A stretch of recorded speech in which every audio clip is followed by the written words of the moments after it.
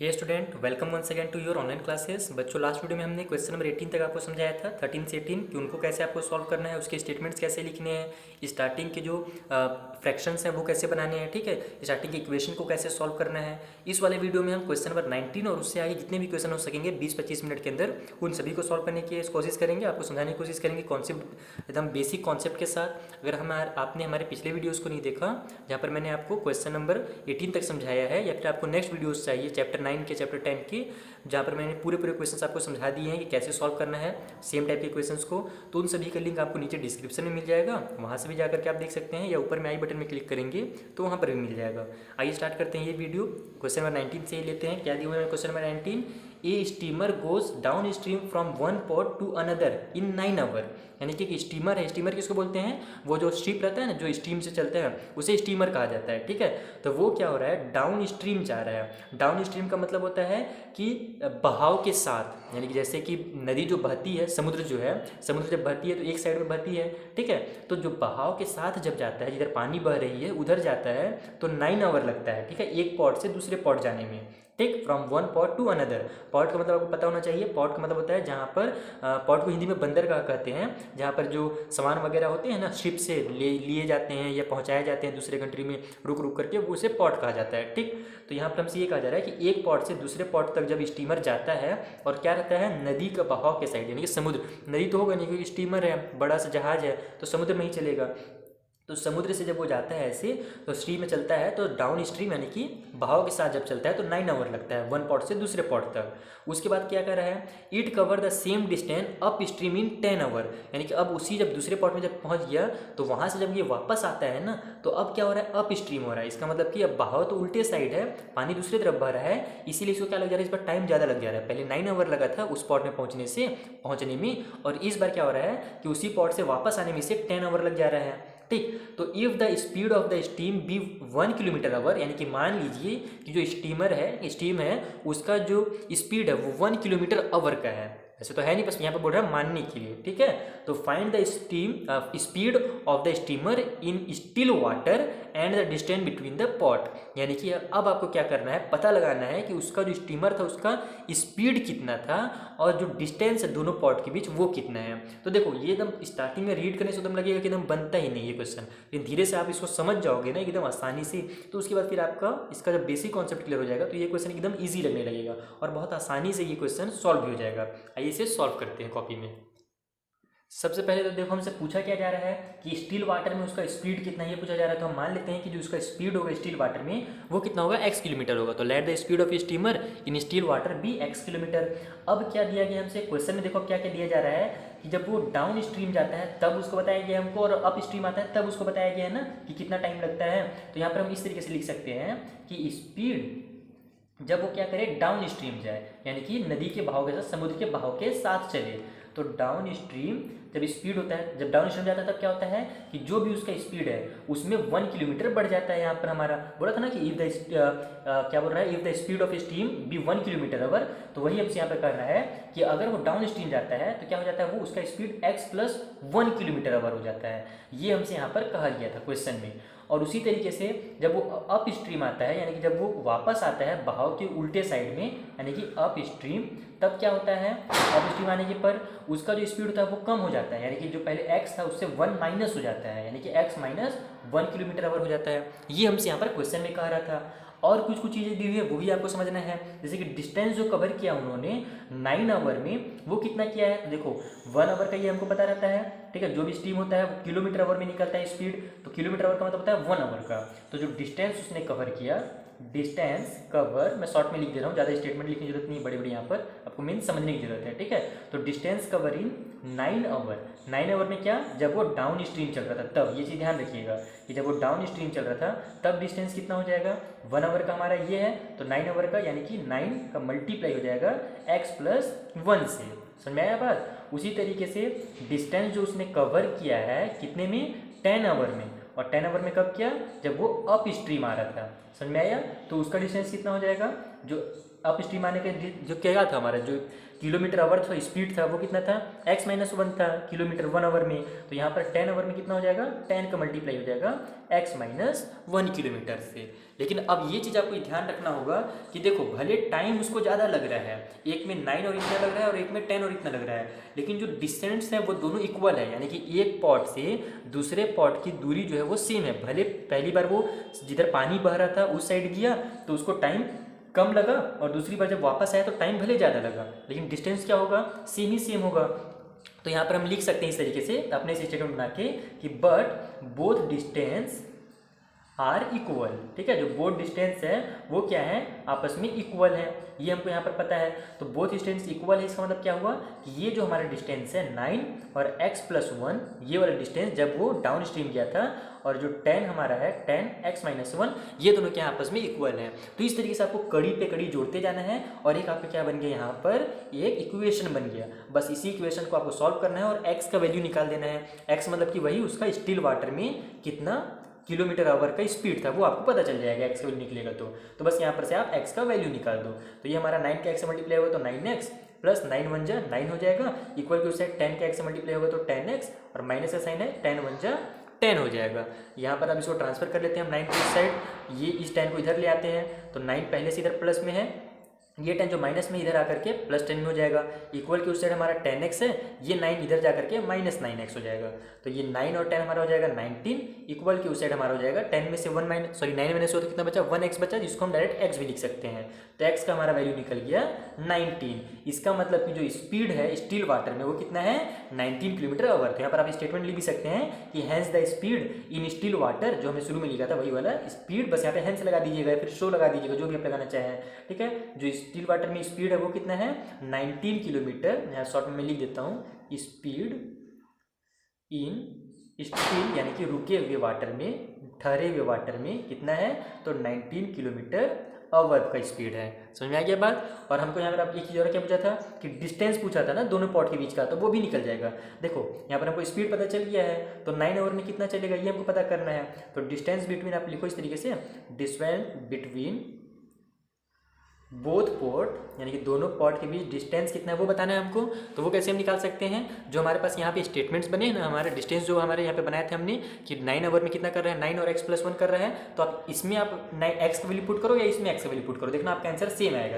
मैं आपको पुट करके भी दिखा देता हूँ, वैसे आपको जब एग्जाम में सॉल्व करोगे ना तो केवल एक ही पुट करना, बाकी मैं आपको सॉल्व करके दोनों में दिखा देता हूँ कि अगर हम यहाँ पर 9 वाला रखें, ठीक है, जब वो डाउन स्ट्रीम जा रहा था तो 9x+1 हुआ था उसका स्पीड डिस्टेंस जो था, तो यहाँ पर हमारा 9 हो जाएगा, ब्रैकेट में x की जगह में हो जाएगा 19 + 1, तो ये हो जाएगा 19 और 1 कितना हो जाएगा हमारा 20, तो 9 × 20 हो जाएगा। इसका मतलब कि 9 2 = 18 और ये 0, इसका मतलब 180 किलोमीटर क्या है उसका डिस्टेंस है। समझ में आ गया इस तरीके से। और अगर आप यहाँ पर 10 वाला भी रखते हो, आप स्ट्रीम वाला रखते हो, तो भी देखना आपका सेम ही आएगा आंसर। वैसे आपको केवल एक ही रखना है, याद रखना ना, ये वैसे आपको समझाने के लिए कर रहा हूँ कि जो हमारा दूसरा वाला डिस्टेंस जो हमने लिखा था वो कितना लिखा था, 10 लिखा था, और x-1 लिखा था ना, तो इसमें भी आप x का वैल्यू रख के देख लो, ये हो जाएगा हमारा 10, ब्रैकेट में x जगह में 19 -1 हो जाएगा यहाँ पर, तो 19 में से 1 माइनस हो तो कितना आ जाएगा, 18 आ जाएगा, और ये 10 का मल्टीप्लाई हो जाएगा उससे, तो 18 टाइम्स कितना होता है हमारा 180 किलोमीटर होता है। तो भले वो हमारे टाइम्स अलग अलग लगे थे, लेकिन डिस्टेंस क्या होगा, हमेशा इक्वल ही होगा।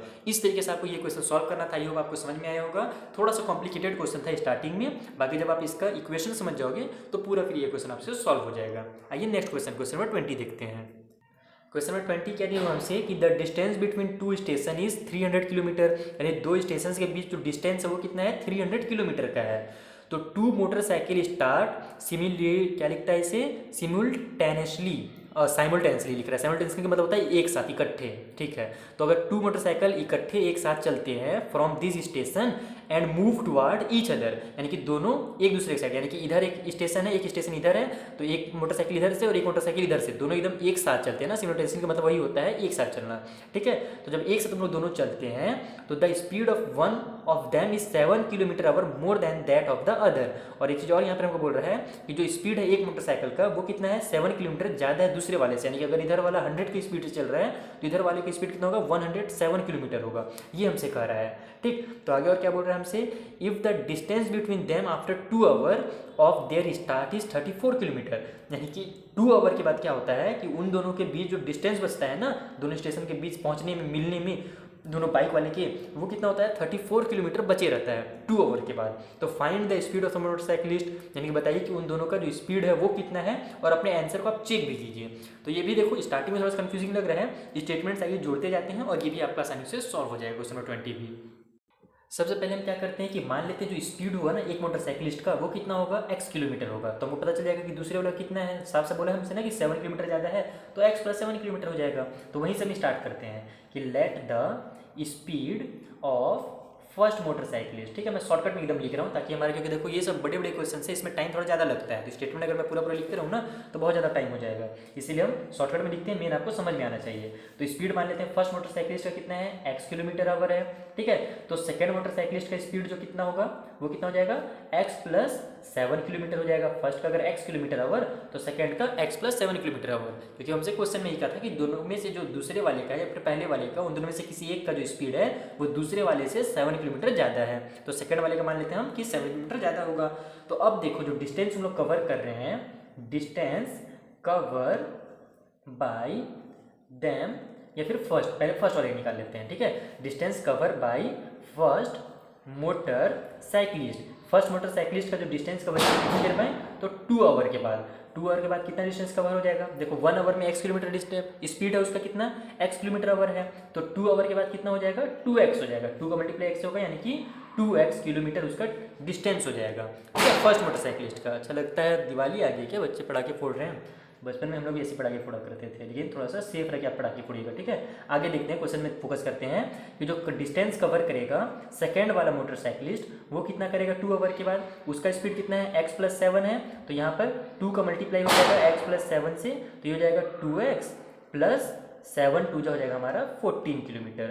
यानी कि पहला वाला कितना डिस्टेंस कवर करता है 2 आवर के बाद 2x, और दूसरे वाले मोटरसाइकिलिस्ट ने कितना कवर किया 2x + 14। तो देखो यहाँ पर मैं थोड़ा सा डायग्राम से आपको समझा देता हूँ ना, ताकि आपको अच्छे से समझ में आए हमसे अकॉर्डिंग टू क्वेश्चन क्या कहा जा रहा है। पहले देखो अकॉर्डिंग टू क्वेश्चन हमसे ये कहा जा रहा है कि जब 2 आवर के बाद जितना भी हम लोग डिस्टेंस कवर कर लेते हैं ना, तो उन दोनों के बीच 34 किलोमीटर बच जाता है अकॉर्डिंग टू क्वेश्चन। ATQ में लिख रहा हूँ शॉर्टकट में, इसका फुल फॉर्म होता है अकॉर्डिंग टू क्वेश्चन। ठीक है, तो देखो यहाँ से मान लो मोटरसाइकिलिस्ट चला, इधर चल के आया इतना, और एक वाला चला है इधर चल के आया इतना, तो टोटल था यहाँ पर 300 किलोमीटर। बच कितना रहा है यहाँ पर 34 किलोमीटर चल रहा है, यानी कि इसको और इसको अगर हम लोग ऐड कर दें और टोटल वाले में से 300 में से अगर हम माइनस कर दें तो हमें क्या मिलेगा 34 मिलेगा। समझ में आया, यानी कि टोटल देखो 34 किलोमीटर है, सॉरी 300 किलोमीटर डिस्टेंस है यहाँ से यहाँ तक का।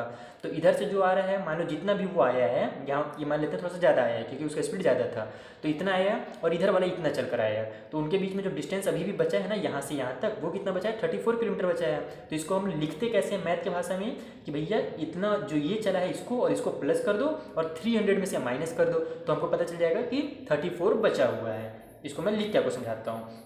इसमें हमको 300 से माइनस करना पड़ेगा जितना उन्होंने चला है, यानी कि ये देखो फर्स्ट वाला 2x चला है तो 2x, और सेकंड वाला कितना चला है तो 2x + 14 चला है। तो इन दोनों को बस आपको प्लस करना है और 300 में से माइनस करना है, तो आपको मिल जाएगा 34 किलोमीटर आवर। ये हमसे अकॉर्डिंग टू क्वेश्चन कहा जा रहा है, बस ये चीज़ इसका सबसे मेन है। फिर से एक बार आखिरी बार समझा देता हूँ, अच्छे से समझ लेना, नहीं जो बच्चे नहीं समझेंगे उनके लिए, कि दोनों मोटरसाइकिलिस्ट के बीच ये देखो 300 किलोमीटर डिस्टेंस था।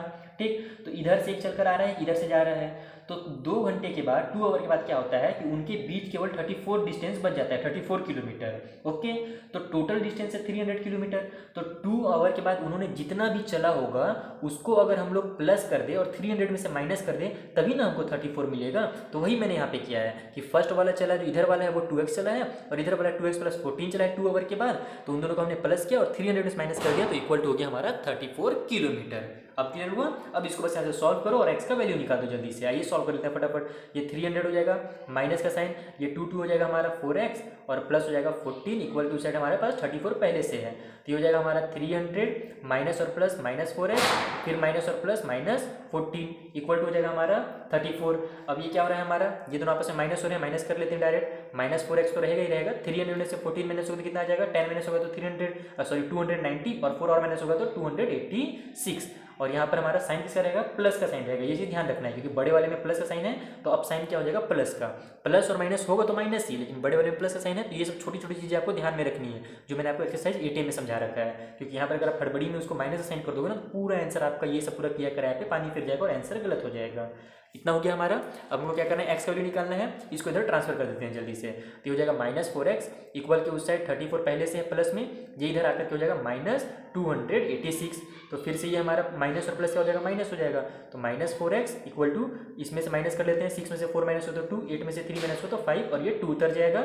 और ये माइनस का साइन बड़े वाले में है तो माइनस का साइन यहाँ पर हम लगा देंगे। ठीक है, ये माइनस और ये माइनस आपस में कट हो जाएगा, दोनों साइड माइनस है, इसको डायरेक्ट यहाँ पे कट कर सकते हो। अब इसको ट्रांसफर भी करोगे -4x को ना, तो फिर भी वो कट होगा आपस में जाकर के, इसलिए हम पहले ही कट कर लेते हैं।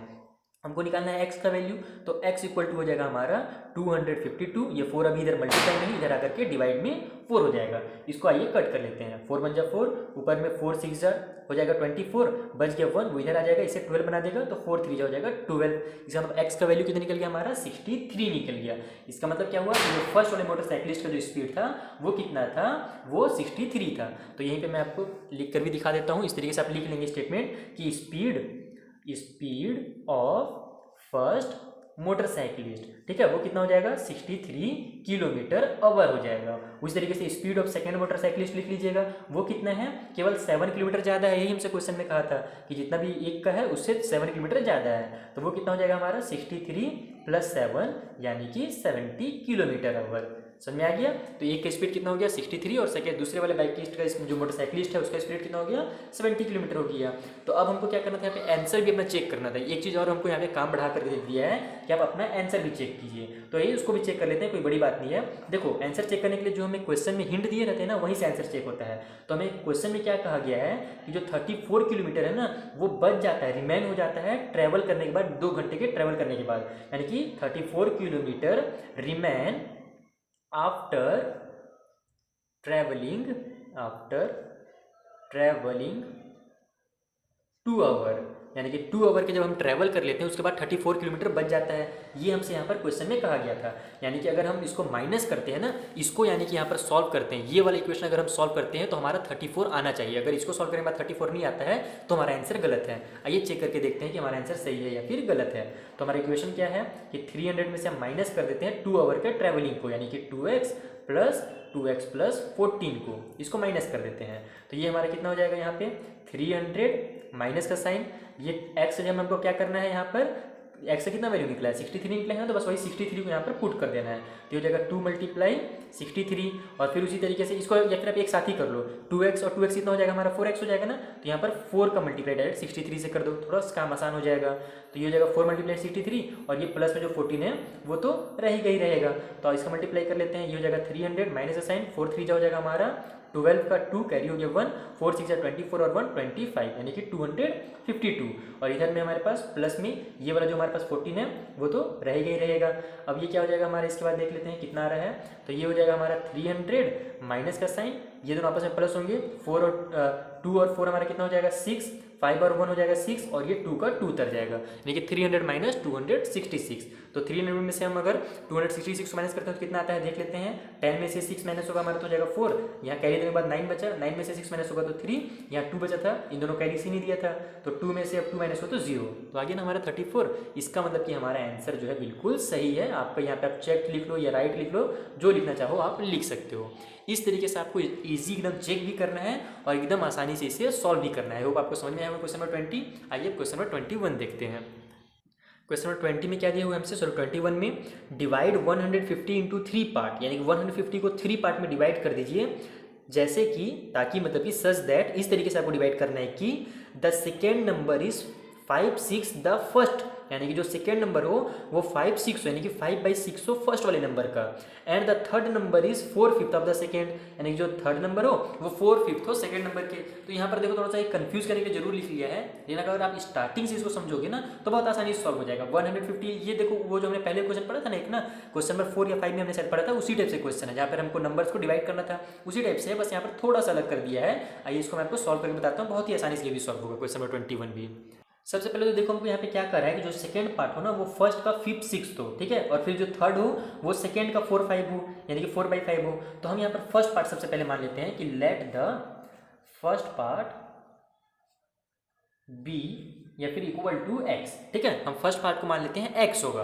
तो जो हमारा सेकंड पार्ट होगा वो कितना हो जाएगा क्वेश्चन के अकॉर्डिंग, वो हमारा हो जाएगा 5/6x, क्योंकि वही हमसे कहा गया है कि 5 6 हो फर्स्ट पार्ट के। और जो हमारा थर्ड पार्ट है थर्ड पार्ट वो हमसे कहा गया है कि सेकेंड पार्ट का कितना हो 4/5 हो, यानी कि सेकेंड पार्ट जो भी है ना उसका 4/5, उसको निकालते कैसे हैं हम लोग 4/5 करते हैं मल्टीप्लाई में सेकेंड पार्ट के, यानी कि 5/6 x के, इस तरीके से तो हमको थर्ड पार्ट पता चलेगा। समझ में आ रहा है बात ना। फर्स्ट पार्ट x मान लिया हमने, तो सेकेंड पार्ट बोल रहे हैं हमको 5/6x है, 5/6x है, इसका मतलब हो जाता है 5/6x, इस तरीके से। और जो थर्ड पार्ट है वो हमसे कहा गया है कि 4/5 है किसके, सेकेंड पार्ट के, तो 4/5 को इस तरीके से हम लिखते हैं 4/5 और निकालते कैसे हैं, मल्टीप्लाई कर देते हैं जो भी है सेकेंड पार्ट उसके साथ। तो अब इसको सॉल्व कर लेते हैं। देखो ये 5 और ये 5 आपस में कट हो रहा है, ये दोनों 2 से कट हो रहे हैं, 2 2 जा 4, 2 3 जा 6, तो हमारे पास क्या बच गया, न्यूमरेटर में 2 का मल्टीप्लाई x से हो जाएगा तो 2x, डिनोमिनेटर में 3 का इधर 1 से होगा तो 3। इसका मतलब कि जो थर्ड पार्ट है वो कितना है 2x/3 है।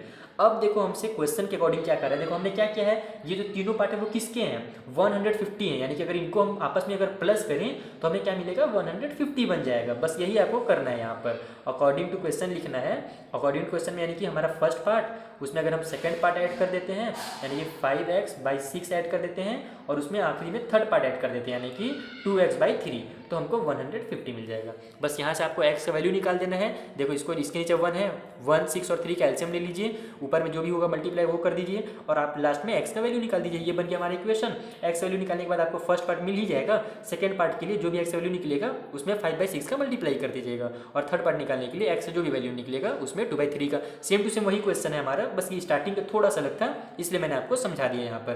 बाकी क्वेश्चन नंबर 4 और 5 का लिंक भी मैंने नीचे डिस्क्रिप्शन में दे दिया है, उसी टाइप से ये क्वेश्चन है, आप वहाँ पर जाकर के देखेंगे अच्छे से डिटेल में तो आपको समझ में आ जाएगा।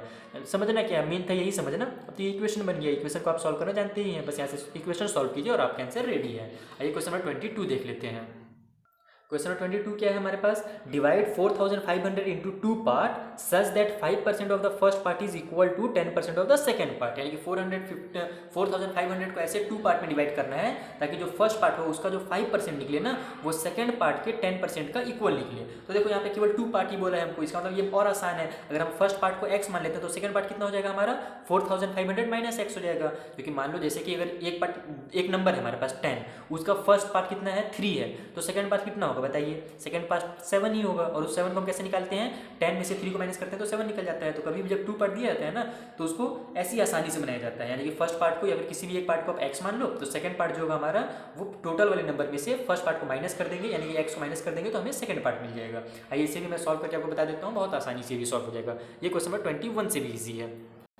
यहाँ पर हमको क्या कर लेना है क्वेश्चन नंबर 22 में कि फर्स्ट पार्ट को मान लेते हैं, हमारा क्या हो जाएगा, जो फर्स्ट पार्ट है वो हो जाएगा x, ठीक है। मैं शॉर्टकट में एकदम लिख रहा हूँ, आपको बस समझ में आना चाहिए। तो जो हमारा सेकंड पार्ट है वो कितना हो जाएगा, वो हो जाएगा हमारा 4500 में से माइनस x। ये कहाँ से आपको समझ में आ गया ना, यानी कभी भी 2 पार्ट होते हैं तो जो भी फर्स्ट पार्ट होता है ना तो टोटल नंबर में से अगर हम फर्स्ट पार्ट माइनस करते हैं तो हमको सेकंड पार्ट मिल जाता है, जैसे कि मैंने आपको 10 और 7 3 वाला एग्जाम्पल दिया, ठीक है। तो अब हमको अकॉर्डिंग टू क्वेश्चन क्या कर रहा है, ATQ अकॉर्डिंग टू क्वेश्चन हमसे ये कह रहा है कि जो फर्स्ट पार्ट का 5% हो, यानी कि 5% of x, first part x है तो 5% जो x हो ना वो कितना हो, तो 10% हो सेकंड पार्ट के, यानी कि 10% ऑफ 4500 माइनस x हो। ये हमसे क्वेश्चन में कर रहा है, बस इसी क्वेश्चन को आपको सॉल्व करना है और आपका आंसर रेडी है। यहाँ से मतलब बस x का वैल्यू निकालिए और आपको दोनों पार्ट पता चल जाएगा। कैसे निकलता है ये x का वैल्यू, देखो परसेंट रहता है तो परसेंट वाला मैंने आपको आगे चैप्टर 9 में बता रखा है, वो वीडियो आप जरूर देखिएगा। चैप्टर 9 और 10 मैंने बहुत ईजी तरीके से आपको समझाया है, बिना फॉर्मूला रटे आप कैसे सॉल्व करेंगे उन क्वेश्चन को कॉन्सेप्ट के साथ, वो मैंने आपको वहाँ पे समझा दिया है,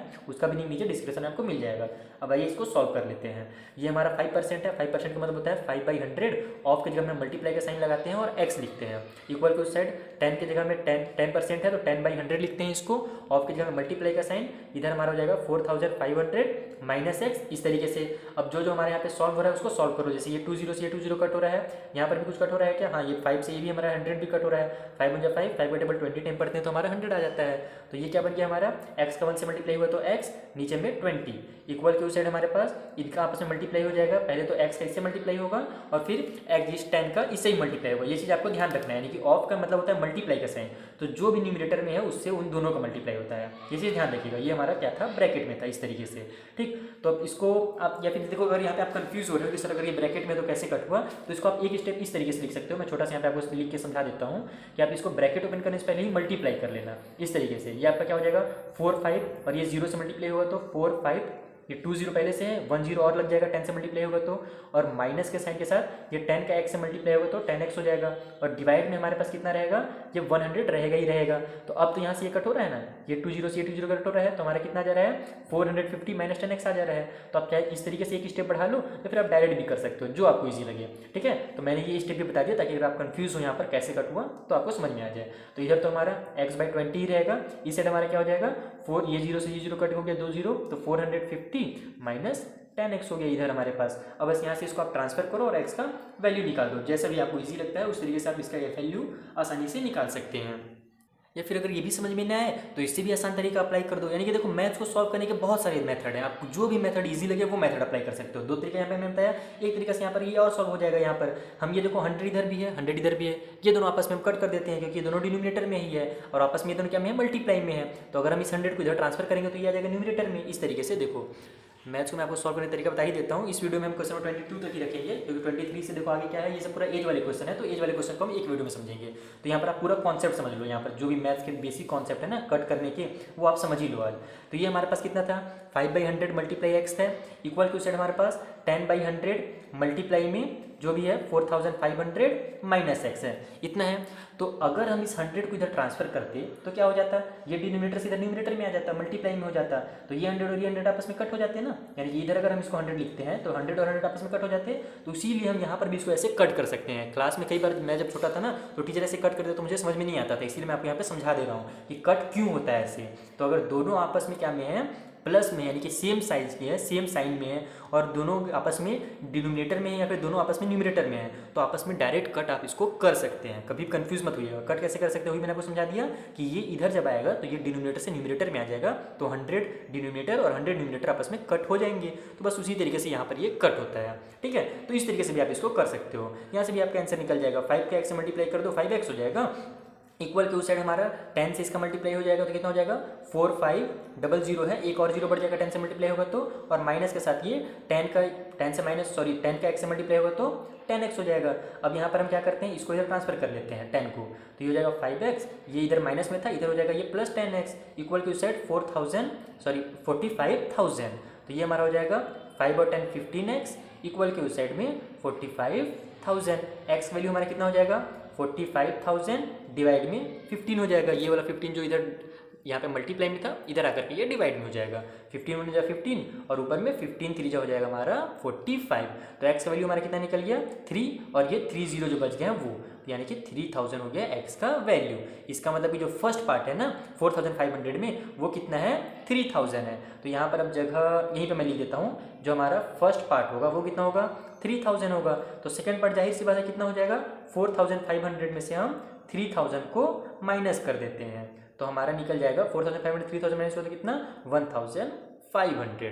तो एक पार्ट हो गया हमारा 3000 और सेकंड पार्ट हो गया 1500। तो इस तरीके से आप कई मेथड हैं, बस स्टार्टिंग का आपको ये समझ में आना चाहिए, ये आप लिख लीजिएगा। बाकी इक्वेशन को सॉल्व करने के बहुत सारे मेथड हैं, तो ये समझिए और ये इसको आप सॉल्व कर लीजिए तो आपका आंसर हो जाएगा रेडी। आई होप आपको समझ में आया होगा कैसे सॉल्व करना है। मेन जो था इसमें ना क्वेश्चन नंबर 18 और 19 जो थे वो सब क्वेश्चन, सॉरी 19 और 20 जो थे ना वो थोड़े से इंपॉर्टेंट क्वेश्चन थे और थोड़े से लंबे क्वेश्चन थे, बड़े क्वेश्चन। बाकी 21 और 20 तो आपने पहले जो पढ़ा है ना उसी टाइप से सेम टू सेम बन रहे हैं।